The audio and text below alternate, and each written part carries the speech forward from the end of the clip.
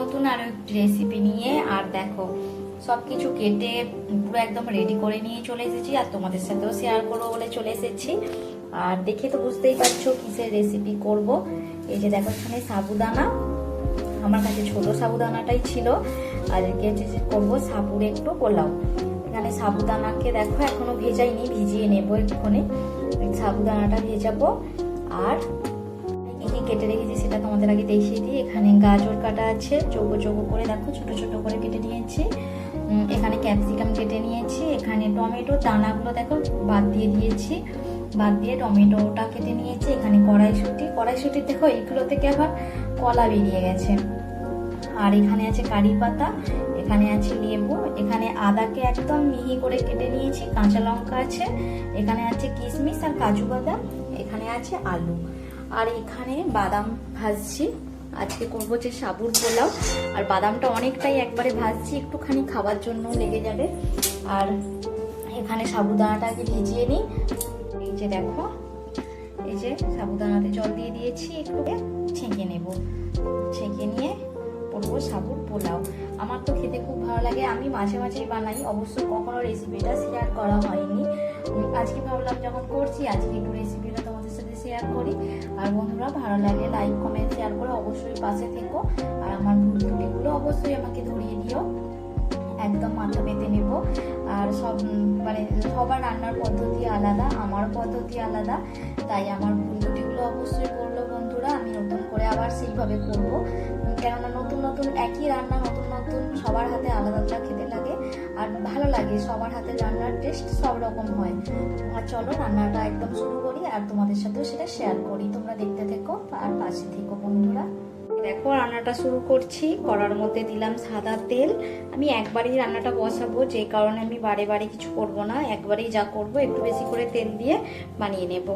আমি জিরে ফোড়ন দিচ্ছি। অনেক সবাই সর্ষে ফোড়ন দেয়, কিন্তু আমার সর্ষে ফোড়নটা ভালো লাগে না, আমি তাই জন্য জিরে ফোড়ন দিচ্ছি। আর জিরে ফোড়ন দিয়ে এর মধ্যে আমি দিয়ে দেবো হচ্ছে যে আলুগুলো, যে আলুগুলো কেটে রেখেছি দিয়ে দেবো। এখন আমি এতে নুন বা হলুদ কিছুই দেবো না, এটা একবারে ভাজা ভাজা একটুখানি হোক। এর মধ্যে দিয়ে দেবো তারপরে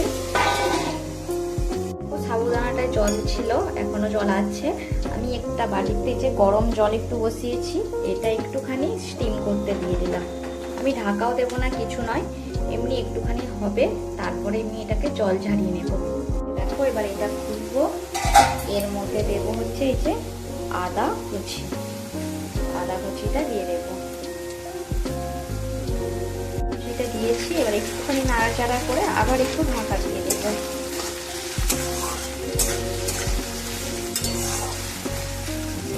আমি আর রাখবো না, নামিয়ে নেবো। হালকা গরম হয়ে গেছে, এবার আমি এটাকে জল ঝারিয়ে নেব।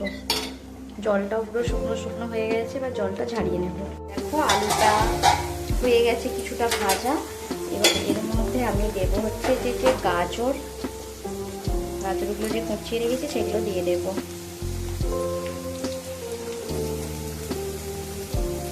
আলুগুলো দিয়ে একটুখানি ভাজা ভাজা করে নেব।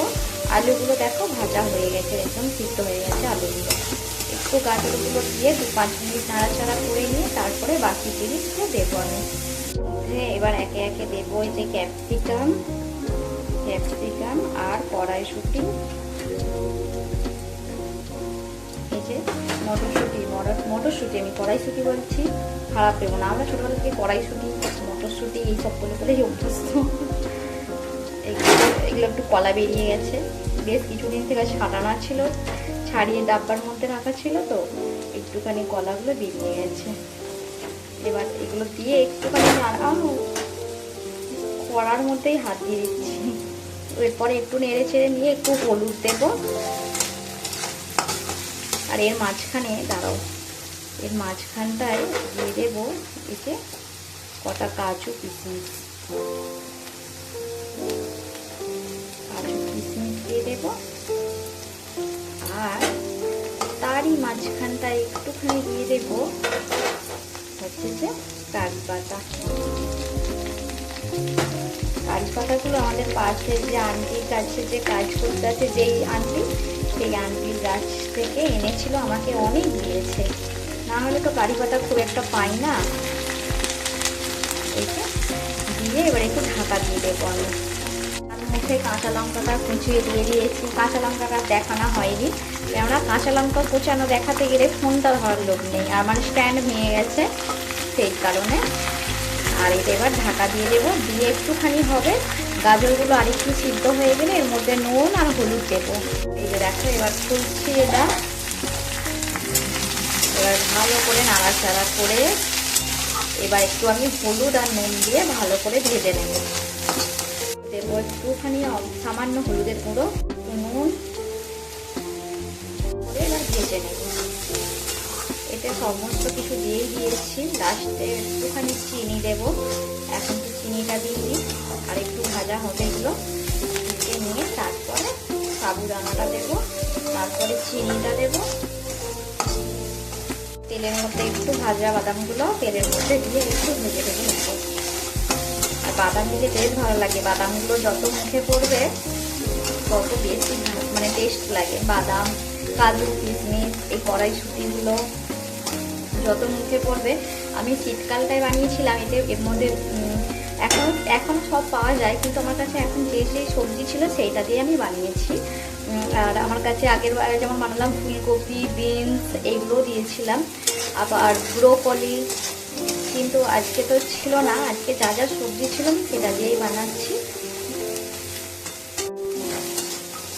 দেখো আবার ভালোভাবে ভাজা হয়ে গেছে। এর মধ্যে আমি দেব এই যে জল ঝরিয়ে রাখা সাবুগুলো, এই যে সাবুগুলো দিয়ে আমি ভালো করে ঢাকা দিয়ে দিয়ে করব। দেখো সাবুগুলো দিয়ে দিয়েছি। এবার গ্যাসের ফ্লেমটা আমি কমাবো, কমিয়ে জিনিসটা হতে দেব। সাবুদানাটা তো হয়ে গেলে বোঝাই যাবে। দিয়ে দিচ্ছি আমি চিনি, একটু মিষ্টি মিষ্টি, একটু ঝাল ঝাল, না হলে ঠিক ভালো লাগবে না খেতে, এই জন্য চিনি দিয়ে দিলাম। দিয়ে আরও ভালো করে নাড়বো। এখন এর মধ্যে আমি দুটো জিনিস দিইনি, সেই দুটো লাস্টের দিকে দেবো আমি। এটা এবার আমি ঢাকা দিয়ে দিয়ে আস্তে আস্তে গ্যাসের ফ্লেম একদম কম করা আছে, আস্তে আস্তে আমি এটা হতে দেবো। এই যে দেখো আমি কিন্তু মাঝে মাঝে খুলে খুলে মানে নেড়ে দিচ্ছি, মাঝে মাঝে খুলে তো দেখতে হবে, না হলে জিনিসটা নিচে বসে গেলে হার্ড হয়ে যাবে।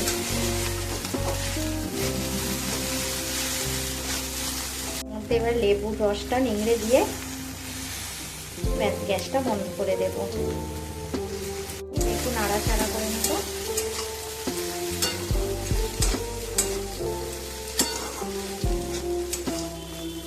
নিয়ে গ্যাসটা বন্ধ করে দেবো, আর আমি পুরো ভালোভাবে এটা ঢাকা দিয়ে দেবো।